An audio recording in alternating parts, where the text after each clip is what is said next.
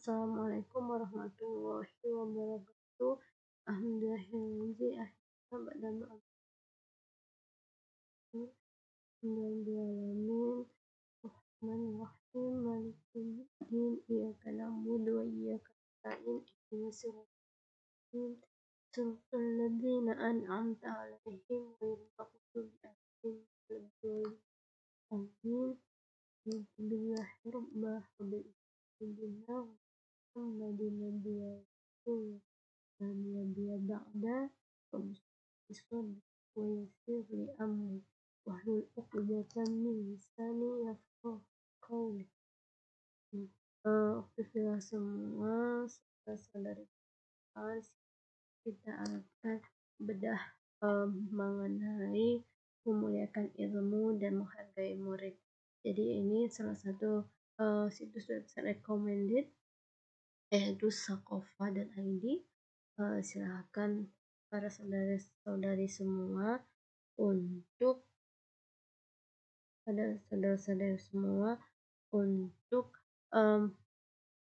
cross check untuk menjadi bahan referensi ketika mencari segala terkait dengan sakofah, fikih, tafsir, hadis, dakwah, tanya jawab, perkataan ulama dan lain sebagainya. Jadi website sakofa.id ini sangat recommended untuk kita yang mau meningkatkan pemahaman ataupun sakofah baik Islam ataupun pemahaman kita terhadap fikih khusus atau nafsiyah atau hadis, dakwah, tafsir, kitab dan lain sebagainya. Jadi sangat menjadi referensi yang recommended. Langsung aja salah satu hal yang tema yang mau saya angkat yaitu mengenai memuliakan ilmu dan menghargai. Jadi YouTube channel ini ya merekomendasikan untuk sakofa.id dan temanya isinya, jadi saya suka baca di sakofa.id. Jadi selain komplit jelas, terstruktur pembahasannya. Contoh, ketika kita membahas mengenai memuliakan ilmu dan menghargai murid, judulnya diawali daripada penjelasan mengenai adab ilmu. Jadi definisinya jabarkan dulu seperti apa adab tersebut dan juga ilmu. Nah, adab ilmu menempati tempat yang agung dan dalam Islam. Imam Abdullah ibnu al-Mubarak mengungkapkan bahwa seseorang tidaklah menjadi mulia dengan suatu jenis ilmu selama tak menghiasi ilmunya dengan adab. Nah, Ibnu al-Mubarak pun mengungkapkan bahwa keimanan memiliki 5 pilar penting. Yang pertama, keyakinan, kedua, keikhlasan, ketiga, pengamalan kewajiban-kewajiban, keempat, pengamalan berbagai hal yang disunahkan, dan kelima, memelihara adab. Jadi selama hamba memelihara adab-adab dan berpegang teguh padanya, maka setan tak akan memiliki harapan atasnya. Jika ia meninggalkan adab, setan akan merusak pengamalan berbagai kesunahan, lalu berbagai kewajiban, kemudian keikhlasan hingga keyakinan. Wallahu a'lam. Jadi Anas bin Qais berkata bahwa adab adalah cahaya akal. Sebagaimana api dalam kegelapan adalah cahaya bagi penglihatan. Sebagian orang bijak pun menegaskan bahwa tidak ada adab kecuali dengan akal, dan tidak akan ada akal kecuali dengan adab. Nah, hal yang keempat, karena itu relevansi jika Islam mengajarkan adab mencari ilmu dan mengajarkannya. Di antara adab mengajarkan ilmu sebagaimana diuraikan dalam Min Muqawwimid al-Nafsiyah al-Islamiyah. Jadi ada kitab Min Muqawwimat an-Nafsiyah al-Islamiyah. Yang pertama, menegur mereka yang meremehkan ilmu dan hukum syariah. Yang kedua, memperhatikan pernyataan dan pertanyaan murid. Yang ketiga, berbicara kepada orang yang mau mendengarkan dan tidak sebaliknya. Rinciannya sebagai berikut. Nah, di sini jadi setelah diberikan pemaparan fakta-fakta, baru masuk analisisnya dan juga sumber-sumber referensinya seperti hadis-hadisnya. Nah, hadis yang pertama yaitu menegur mereka yang meremehkan ilmu dan hukum syariah. Di antara adab untuk menjaga kemuliaan dan keberkahan dalam ilmu adalah menegur orang bodoh yang menyalahi dan meremehkan hukum syariah, termasuk orang bodoh yang mencari-cari alasan kepada seorang ahli ilmu yang mempunyai pendapat berbeda dengan pendapat gurunya. Salah satu dalilnya adalah hadis dari Abdullah bin Al-Muwaffafal yang berkata, Naha an-Nabi sallallahu alaihi wasallam an khazfi. Nabi sallallahu alaihi wasallam telah melarang al-khazfi. Al-khazaf. Hadis riwayat Al-Bukhari, Muslim, Ahmad, dan Al-Hakim. Dalam riwayat ini pun digambarkan ada seseorang yang melempar-lempar batu kecil di dekat Abdullah Al-Mughaffal. Kemudian ia berkata, aku sedang menceritakan kepadamu tentang Rasulullah SAW, sedangkan kamu malah melempar-lempar sesuatu. Demi Allah, aku tidak akan berbicara lagi dengan kamu selamanya. Secara madhub,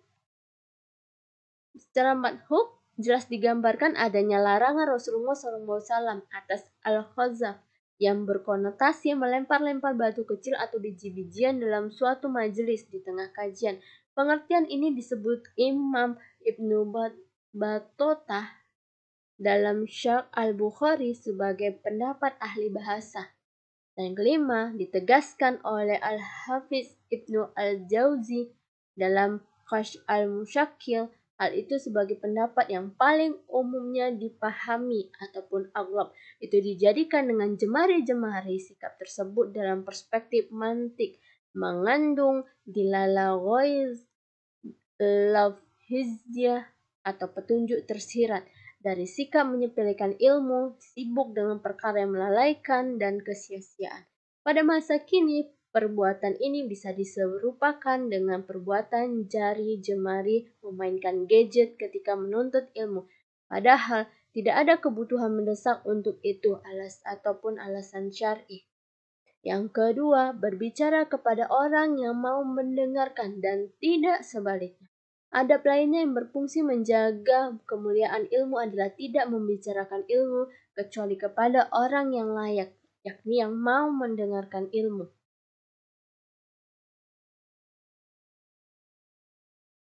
Tidak berbicara dengan orang yang tidak mau diam. Tidak berbicara dengan orang yang tidak mau diam. Maknanya, seseorang yang tidak mau diam ketika diajak bicara artinya tidak mau mendengarkan. Adab ini pun berlaku baik dalam konteks bahasa lisan maupun bahasa tulisan, semisal diskusi di media sosial, sebagaimana kaidah yang diutarakan Syekh Nawawi Al-Bantani. Tulisan merupakan salah satu lisan bagi manusia karena tulisan menunjukkan ungkapan lisan. Yang keenam, hal itu sebagaimana adab yang diajarkan Rasulullah SAW ketika berbicara di hadapan manusia. Zarir bin Abdullah radhiyallahu anhu menuturkan bahwa Rasulullah SAW pernah berkata kepada dia pada saat haji wada, perintahkan orang-orang untuk diam. Hadis riwayat Al-Bukhari dan Muslim. Tujuannya agar mereka menyimak apa yang diutarakan Rasulullah SAW. Ini sebagaimana nasihat Abu Amr bin Al-A'la yang dinukil oleh Al-Khatib Al-Baghdadi. Tidak termasuk adab yang baik jika engkau menjawab orang yang tidak bertanya kepadamu, bertanya kepada orang yang tidak mau menjawab pertanyaanmu, atau berbicara kepada orang yang tidak mau diam mendengarkanmu. Pasalnya, menyimak perkataan merupakan karakter mendasar golongan ulul albab. Ini sebagaimana firman Allah. Bismillahirrahmanirrahim. الذين يستمعون القول فسينبئون أحسنه أولئك الذين هداهم الله وأولئك هم أولو الألباب. Hai orang-orang yang mendengarkan perkataan lalu mengikuti apa yang paling baik di antaranya, maka mereka itulah yang telah Allah beri petunjuk dan yang mempunyai akal. Quran Surah Al-Zumar ayat 39. Menyimak suatu perkataan istima' al-qaul dan mengikuti yang terbaik di antaranya atau ittiba al-ahsan termasuk karakter unggul golongan orang-orang yang berpikir atau ulul albab. Istimewanya, Allah memilih diksi ataupun yastami'una berbentuk kata kerja al-mundari menunjukkan perbuatan yang bersifat kontinu berkonotasi menyimak atau istima' yastami'u yakni mendengarkan disertai perhatian. Lalu bagaimana mungkin ilmu bisa tersampaikan jika yang diajak bicara tak mau dia mendengarkan? Yang pertama, memperhatikan pernyataan dan pertanyaan murid.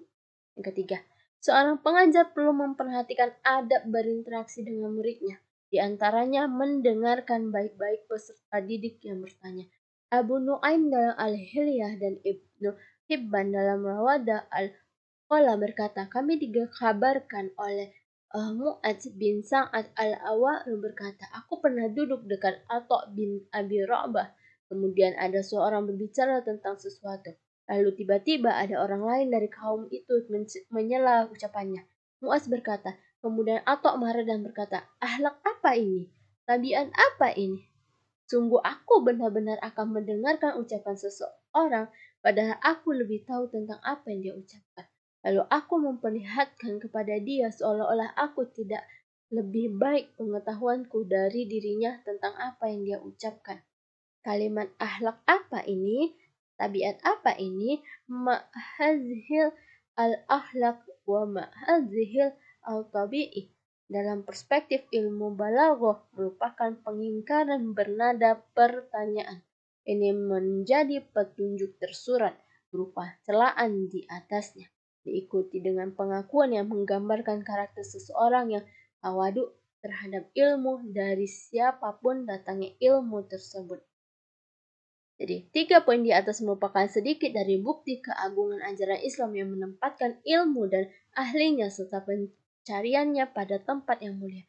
Beruntunglah mereka yang meniti jalan ilmu dan menunjuki manusia pada jalannya. Wallahu a'lam. Wabillahi at-taufiq. Irfan Abu Nafid, praktisi pendidik, penulis buku Menggugah Nafsia Dakwah Berjamaah. Oke, jadi ini tulisan yang sangat recommended. Tafadol, uktifillah saudara-saudari semua. Alhamdulillahirrahmanirrahim. Jazakillah khair. Assalamualaikum warahmatullahi wabarakatuh. Semoga menjadi amal jahiliyah untuk kita.